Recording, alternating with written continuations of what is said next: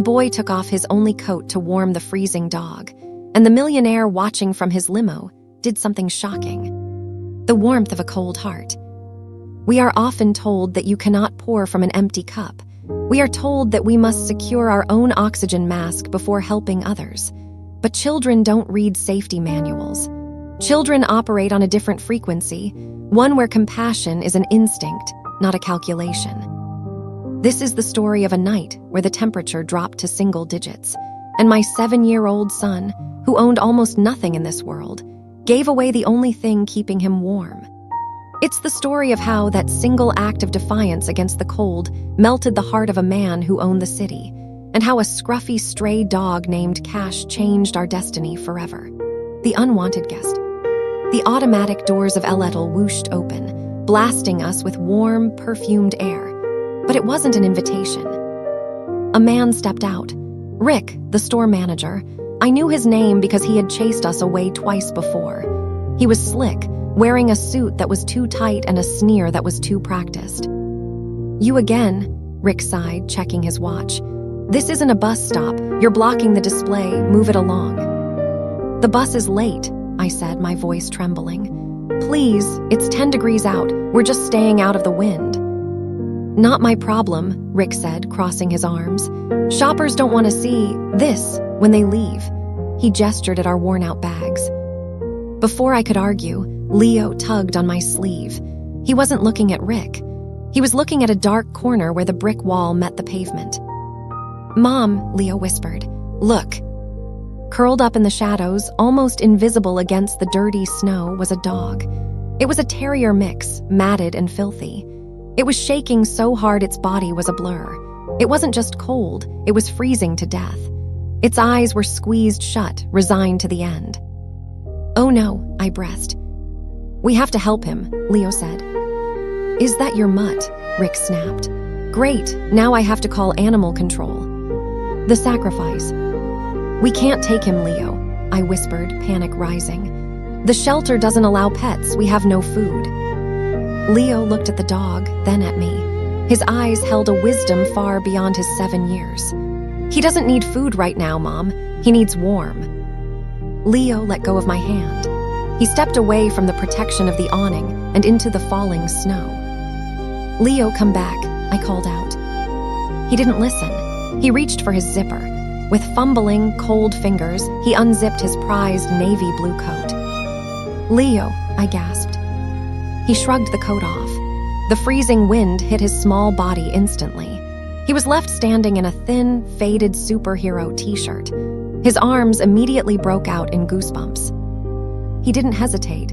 He knelt down in the slush. It's okay, boy, Leo whispered. He gently draped the heavy coat over the shivering dog. He tucked the sleeves under the dog's belly. He pulled the hood up over the dog's head. The effect was instant. The dog stopped its violent shaking. It opened its eyes, big, soulful brown eyes, and licked Leo's hand. Leo smiled, his own teeth beginning to chatter. See, Mom, he fits. The outrage. I rushed forward to hug Leo, to share my body heat with him. I was crying, a mix of pride and terror that my son would catch hypothermia. Rick, however, was furious. Are you kidding me? He shouted. Get that dirty rag off the sidewalk. You're attracting vermin. I want that dog gone, and I want you gone now. He stepped forward, his shiny leather shoe raised as if to nudge the dog, or Leo, away. Don't you touch them, I screamed, turning to face him. The mother bear instinct flared up, hot and fierce. I'm calling the police, Rick spat, pulling out his phone. Loitering, public disturbance, and littering. Leo was shivering violently now, his lips turning blue. But he stayed crouched over the dog, shielding it with his own small body. He's not trash, Leo chattered. He's a good boy. The scene was ugly. A grown man in a suit screaming at a shivering child and a dying dog. Passers-by looked away, afraid to get involved. But one person was watching. The silver cane. I hadn't heard the car pull up. It was a Phantom, a long, sleek black limousine that seemed to absorb the light around it. It had been idling at the curb for minutes. The rear door opened with a heavy, expensive thud. A cane hit the pavement first. It was made of polished ebony with an ornate silver handle in the shape of a lion's head. Then came the man. He was older, perhaps 70. He had shock-white hair swept back from a face that looked like it was carved from granite. He wore a camel-colored cashmere overcoat that looked soft enough to sleep in. He moved with a slow, deliberate power. Rick saw him and froze mid-shout. The color drained from his face. Mr. Sterling, Rick stammered. Mr. Arthur Sterling, the billionaire owner of the retail empire that included Elettle, a man known for being a recluse, a man who supposedly hadn't visited his stores in years. Mr. Sterling ignored Rick entirely. He walked past him, his cane clicking rhythmically on the icy sidewalk. He walked straight to Leo. He looked down at my shivering son in his t-shirt. He looked at the coat wrapped around the dog. For a long moment, nobody breathed, the measure of a man. Mr. Sterling slowly took off his leather gloves. He looked at Leo. "You're cold, son," Sterling said. His voice was deep, gravelly, but strangely soft. "He was colder," Leo said through chattering teeth, pointing to the bundle of blue nylon on the ground. Sterling looked at the dog. Then he looked at Rick, who was currently trying to make himself invisible against the wall. "Rick," Sterling said, not turning his head. "Yes, sir. Mr. Sterling, sir, I was just handling the situation," Rick babbled. "These vagrants were blocking the entrance and the animal." "Rick," Sterling interrupted, "do you know what I see here?" "Trash, sir," Rick guessed, sweat forming on his brow despite the cold. "No," Sterling said. "I see a boy with nothing giving everything, and I see a man with everything giving nothing." Sterling turned to face his manager. His eyes were cold steel. "I started this company 50 years ago, Rick. I slept on park benches. I knew what it felt like to have the wind cut right through you. I built this store to sell luxury, yes, but I never intended to sell my soul." He pointed his cane at Leo. "This boy has more class in his frozen little finger than you have in your entire cheap suit." The exchange. Mr. Sterling stood up straight. He unbuttoned his cashmere coat. "Mr. Sterling," Rick gasped. "Sir, it's freezing." Sterling took the coat off.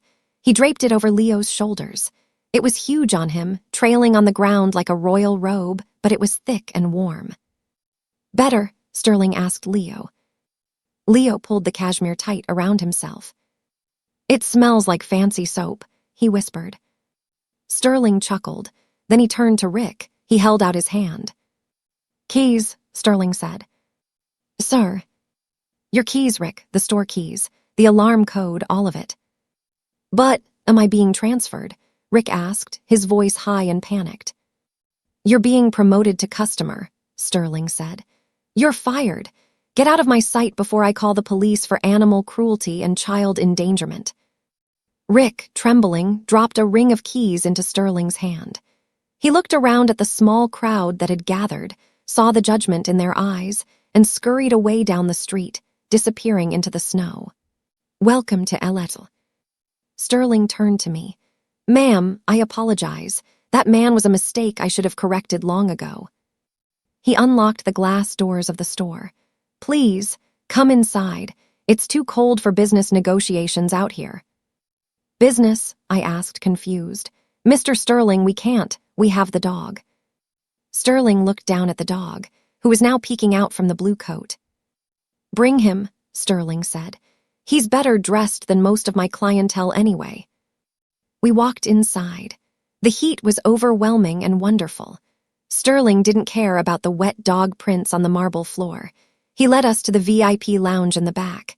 He ordered his personal assistant, who had appeared from the limo, to bring hot chocolate and a bowl of warm water for the dog. For the first time in months, I stopped shaking. "So," Sterling said, sitting opposite us on a velvet sofa, "you're an accountant." I blinked. "How did you know?" "I saw you counting change for the bus earlier," he smiled. "You organize your coins by year. Only accountants and coin collectors do that, and you don't look like a collector." The proposal. "I was an accountant," I admitted, "before everything happened." "I need a new manager for this location," Sterling said. Someone who understands people. Someone who knows that the value of a person isn't in their wallet. He looked at Leo, who was currently feeding the dog a cracker. And I need to set up a scholarship fund for young men who show exemplary character, Sterling added. I think I found my first recipient. I started to cry. I couldn't help it. The dam broke. Mr. Sterling, you don't even know us. We're homeless. I don't have an address for payroll. Then we'll get you one, he said simply. Consider it a signing bonus. He leaned forward. You saved that dog, Sarah, but your son... He saved me. I was becoming a cynical old man. I forgot that goodness existed without an agenda. He reminded me. The warmest winter. That was 5 years ago. Today, I am the regional director for Sterling Enterprises. We have a nice house in the suburbs with a big backyard. And the dog. We kept him. We named him Cash, after the cashmere coat. He's gained weight, his fur is shiny, and he sleeps at the foot of Leo's bed every single night. Mr. Sterling Arthur comes over for Sunday dinner. He's 75 now, but he still has that sharp wit. He and Leo play chess. Cash usually sits under the table, waiting for Arthur to accidentally drop a piece of roast beef. Leo is 12 now. He still has that blue coat. It hangs in a frame in his room, right next to a photo of the night we met Arthur. We passed the old bus stop the other day. It was snowing. Leo stopped. He saw a man shivering on the bench. Without hesitation, Leo took off his gloves and handed them to the man. Keep them, Leo said. I smiled. Arthur didn't just give us money. He gave us a platform to keep the warmth going. We live in a world that can be incredibly cold. But I learned that you don't need a limousine to change a life. Sometimes, you just need to be willing to take off your coat. The moral of the quote. True wealth is not what you have. It is what you are willing to give away. Leo had nothing, yet he gave everything. Rick had a job and security, yet he gave nothing but scorn. In the end, the universe has a way of balancing the books. The warmth you send out into the world eventually finds its way back to you, often in ways you never expected. Be the person who stops. Be the person who notices. Be the person who warms the world.